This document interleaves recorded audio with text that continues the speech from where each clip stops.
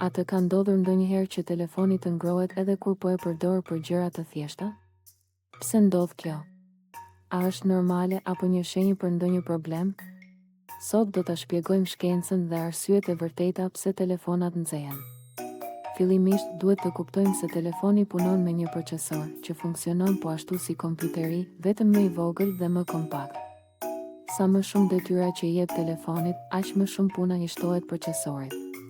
Dhe kur procesori punon me intensitet, ai prodhon nxehtësi, krejt si çdo pajisje elektronike. Një nga arsyet kryesore pse telefoni nxehet është luajtja e lojrave, përdorimi i aplikacioneve të rënda ose shikimi i videove me orë të tëra.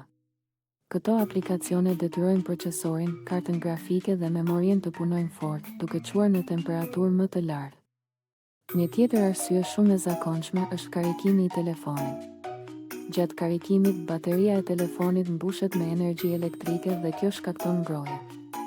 Nëse njëkohësisht e përdor telefonin për lojra apo video, nxehtësia dyfishohet. Për këtë arsye rekomandohet që telefoni të mos përdoret shumë gjatë karikimit. Edhe moti i nxehtë ndikon.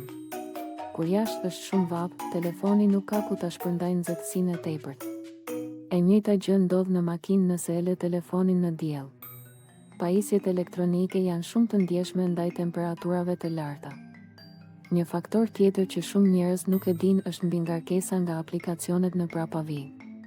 Edhe kur nuk je duke bërë asgjë, disa aplikacione punojnë fshehtë, si rrjetet sociale, lokacioni, sinkronizimi i të dhënave dhe njoftimet. Këto procese e mbajnë procesorin aktiv dhe shkaktojnë ngrohje pa e kuptuar. Përveç tyre, bateria e dëmtuar ose e konsumuar është një tjetër shkak i zakonshëm. Me kalimin e kohës, bateritë humbasin efikasitetin dhe nxehen më shpejt. Kjo nuk do të thotë se telefoni është i rrezikshëm, por është një shenjë që bateria nuk po funksionon si dikur. Në disa raste, telefoni nxehet sepse ka mbi ngarkesë nga rrjeti. Kjo ndodh kur telefoni kërkon sinjal në zona me mbulim të dobët. Sa më shumë të përpiqet të lidhet me antenat e rrjetit, aq më shumë nxehet. Edhe kapakët e trashtë të telefonit ndikojnë. Kur telefoni ka mbrojtëse shumë të fortë ose plastike, nxehtësia ngec brenda dhe nuk largohet dot. Kjo është arsyeja pse disa telefona nxehen edhe gjatë përdorimit normal. Duhet ta dimë edhe një gjë tjetër, ngrohja është normale deri në një pikë të caktuar. Çdo telefon modern ka sisteme të brendshme që e mbrojnë veten nga dëmtimi. Kur nxehet shumë, ai automatikisht ul shpejtësinë, fik aplikacionet e rëndësishme ose ndal karikimin derisa të ftohet.